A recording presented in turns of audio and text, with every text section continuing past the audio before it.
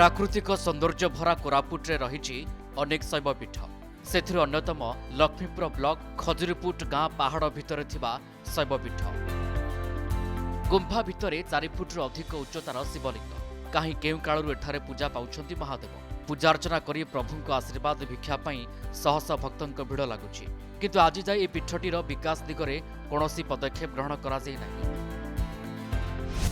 अवहेलित शैवपीठ हंतसंत होउछंती पर्यटक खजुरीपुट शैवपीठ को जीवाकू गाँ भितर अणौसरे रास्ता देकी जीवाकू पड़ी थाए। यार अवस्था भी अत्यंत शोचनीय। पीवा पानीर व्यवस्था नहीं, यात्री विश्रामगारटे मध्य नहीं। फल एठाकू आसुथिबा पर्यटक नाही नथिबा असुविधार सम्मुखीन होउछंती।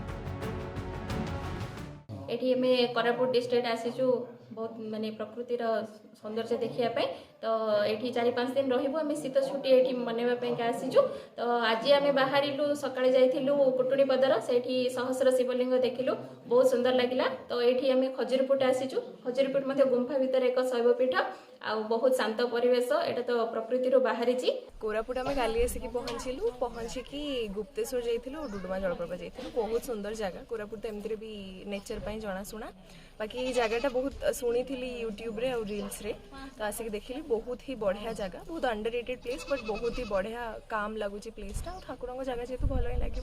बाकी आज पुंजेसेल जबार प्लानिंग अच्छे आम रिटर्न टिकेट 30 रही काली आम देवमाड़ी तलमाड़ी कालियमाड़ी जब विषय प्लान कर। शिवरात्रि और कार्तिक मासरे शैवपीठ में प्रबल गहली होता है। राज्यर कोण अनुकोण आगंतुक एठाकू चली आसी थांती किंतु स्थानटीर उन्नतीकरण दिगरे प्रशासन दृष्टि पड़ुना।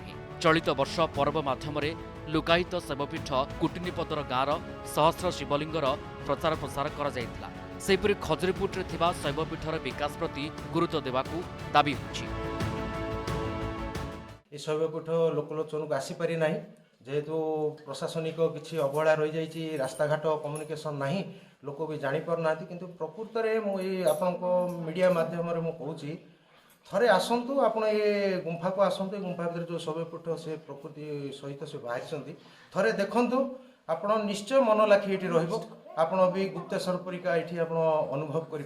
कोरापुट तो जेहेतु प्राकृतिक सौंदर्य भरपूर पूरा तो निहाती कोरापुट को सारा राज्यर लोक भी धाई आसुँच आम सेमती आसीचु आ प्रथम कर सहस्र शिवलिंग अच्छी माने बहुत खुशी लगला ये देखिकी और आग को देवमाली देखू डुडुमा जलप्रपात देखू ता सहित गुप्तेश्वर जावाई प्रोग्राम करूँ निहाती 2-3 दिन रहीकि कोरापुटर सौंदर्य को माने उपभोग करूँ फेरबू बोली आशा करूँ।